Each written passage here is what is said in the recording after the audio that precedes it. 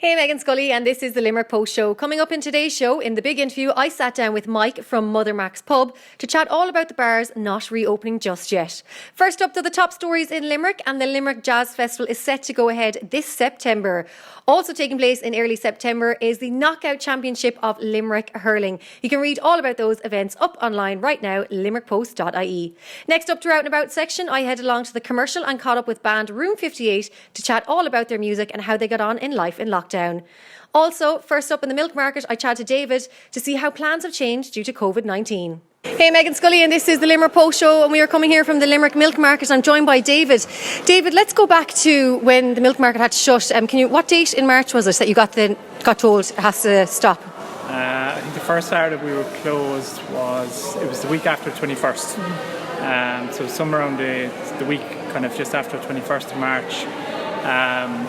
Different industries were closing down, and one thing that they announced was markets as well, so that we were closing from then on. I have to say, the milk market is such a special place in Limerick. I think everyone that comes here, even I find visitors, you always say go to the milk market because it's become such a special part of Limerick, and it's kind of in the heart of the city. And I think you created such a strong community. So how were the traders and customers when you had said, look, we have to close our doors? Yeah, look, it was tough for everyone, I think, but everyone was kind of in the same boat, I think, as well. So it was very worrying, and it was for lots of reasons. But I think everyone kind of was supportive of each other and said, look, we'll get through it, and as soon as we're able to get back, we'll get going again and stuff like that. But yeah, there was a lot of community spirit there and stuff like that. So that was the positive side of it, And I was saying there's a lot of local traders that come in here week in, week out. And one thing I saw happening during lockdown, you said had actually been planned beforehand, was getting people to shop locally and buying produce off the producers here. And I think it was every Thursday you could come in and get your products. I have to say, that seems to do really well. Can you tell us about that idea?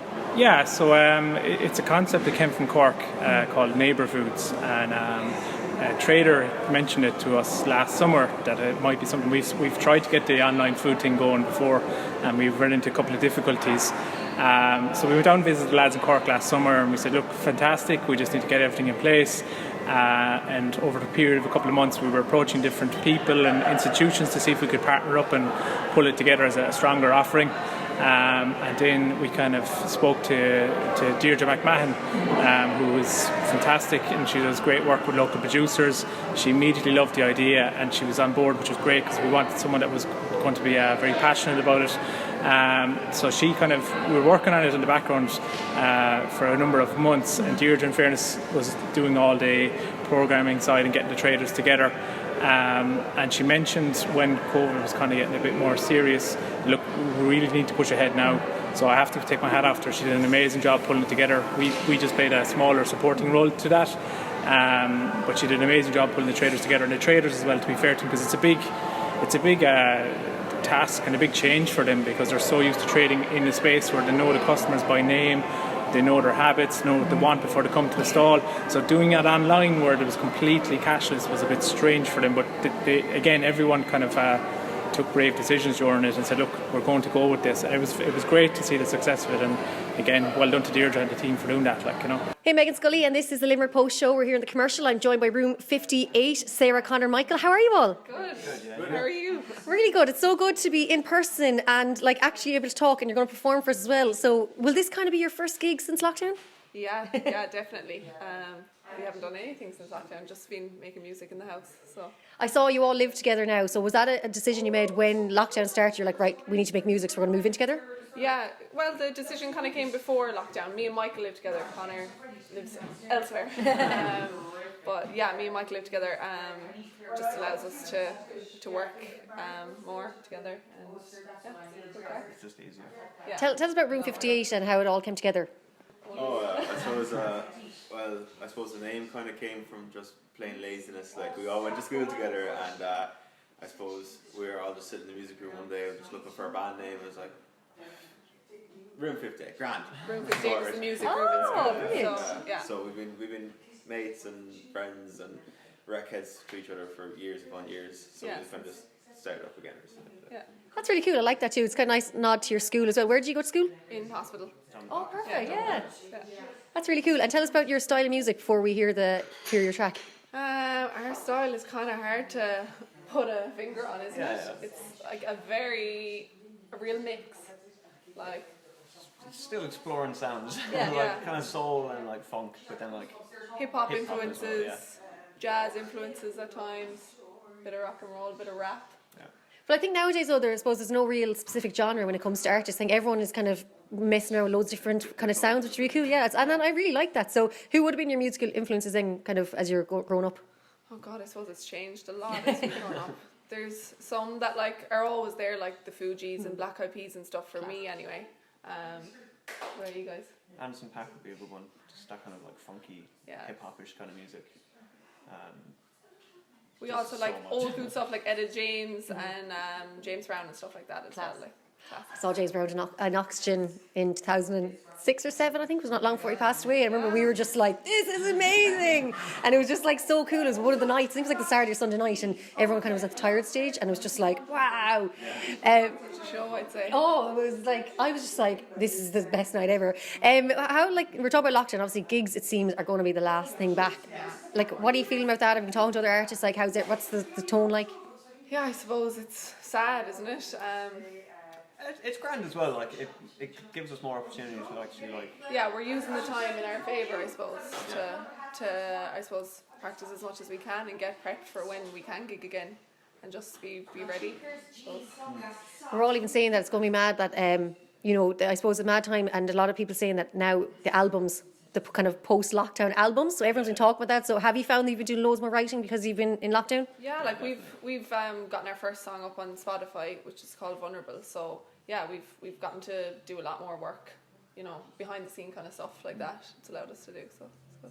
Yeah, just doing a lot more producing as well. Yeah. Like, which is difficult because we don't actually have any major expertise, but it's just Yeah. experimental. Bedroom It's fun. producers, Yeah. people like that. Well, that's it though. I think, like I saw Gavin James, he brought out Boxes, and that music video was made by, I think it was some guys in Australia, and they just put the graphics together, and that was it. So yes, and I was actually chatting to another band recently, and they asked me to send them a 5-second video of me doing something I love, and then what they've done, they've asked a load of people, and they're just going to put it all together. So I think everyone's getting creative in their own little way. So it's an interesting time. And like songs over Zoom and stuff. Yeah. I've seen a lot of those are cool. Well, I think that the Irish women in Harmony, like that was, I was watching that going, how did they even put that together? Because there's so many artists all over the world. Yeah. What do you think is going to be next now for you in the kind of, I suppose, short term, but we're kind of just, I suppose, taking it day by day, but what is the plan? Try maybe get out like an EP Yeah. or something. Yeah. For the minute, for the next month or two anyway, just kind of write a bit more, get everything tip top. Yeah. We've got a good few more songs written that we're working on producing and mixing ourselves, and hopefully get them on platforms for people to listen to as well. So Absolutely amazing. Before we hear your song, where can we find you on social media? So we mainly work off our Instagram, which is Room 58 Band, and our email address and link to our Facebook and everything is on that as well. Absolutely incredible. Room 58, it's an absolute pleasure to chat to you, and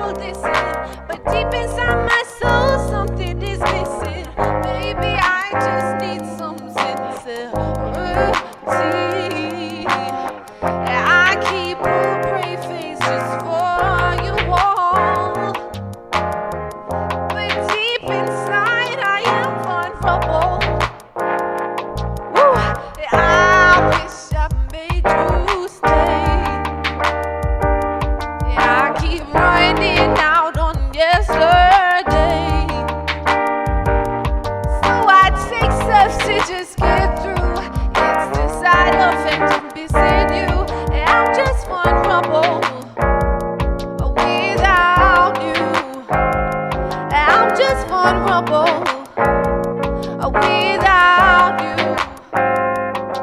Ooh, I wish that I had seen it from the start.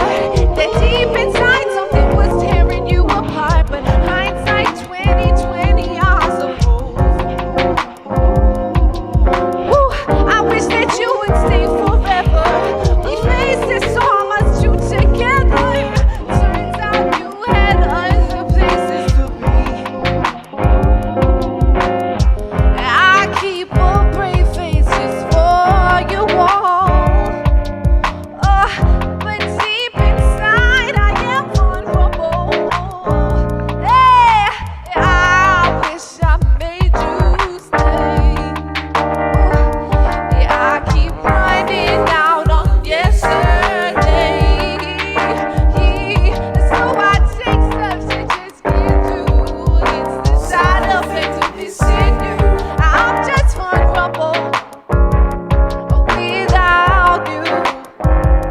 I wish I made you stay. Yeah, I keep running out on yesterday. So I take steps to just get through. It's the side effects of this in you. I'm just vulnerable without you. I'm just vulnerable without you. I'm just vulnerable without you.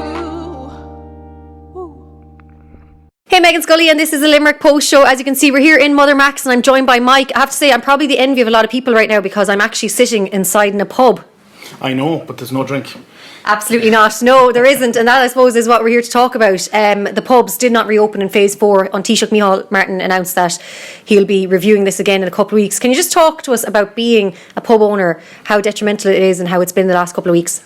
I think let's go back to the beginning. I mean, we closed our doors on the 15th of August, or 15th of March because there was a concern over the health and well-being of the people of Limerick and people of Ireland.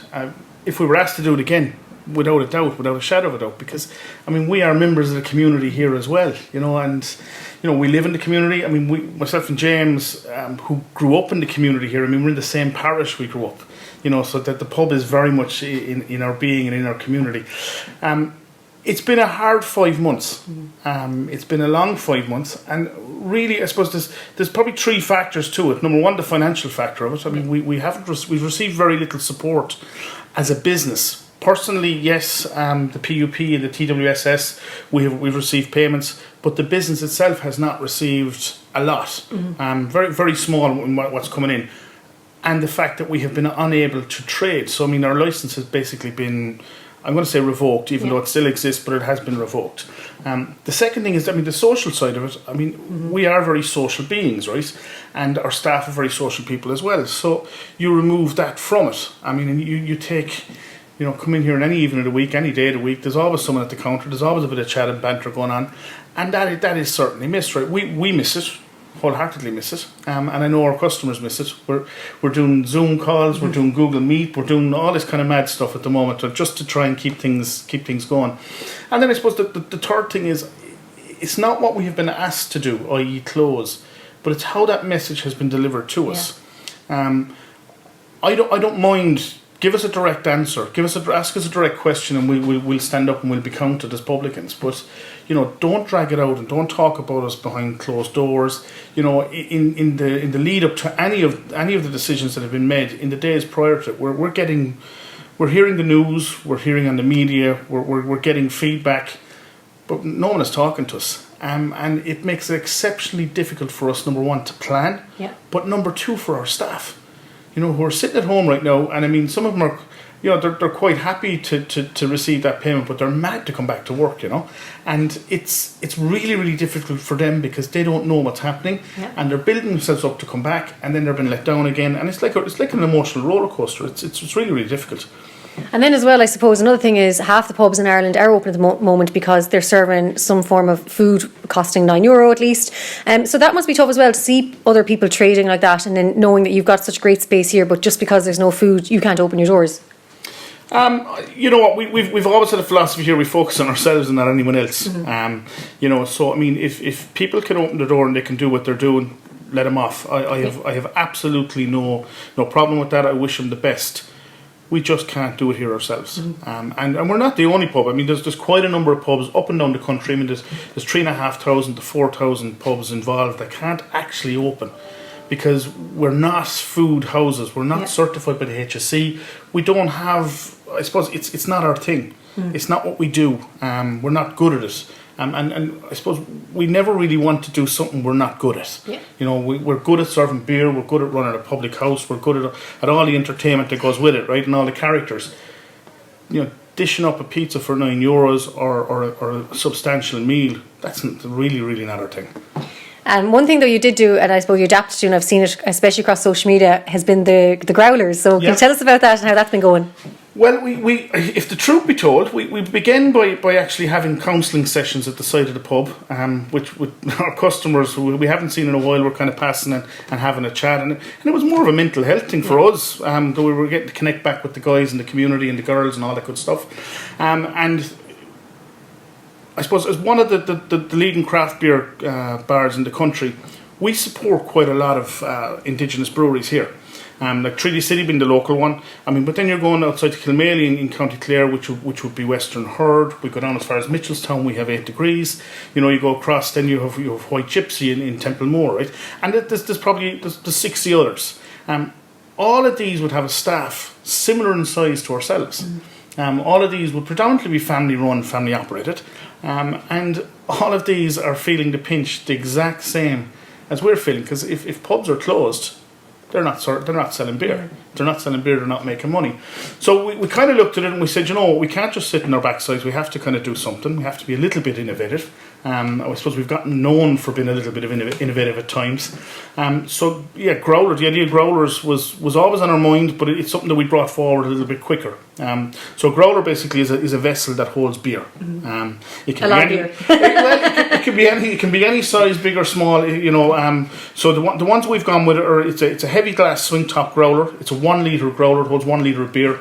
And the idea of it being is that you can get fresh draft beer here, take it home, and you can have the experience of a very good quality beer in your own house without actually having to be at the bar.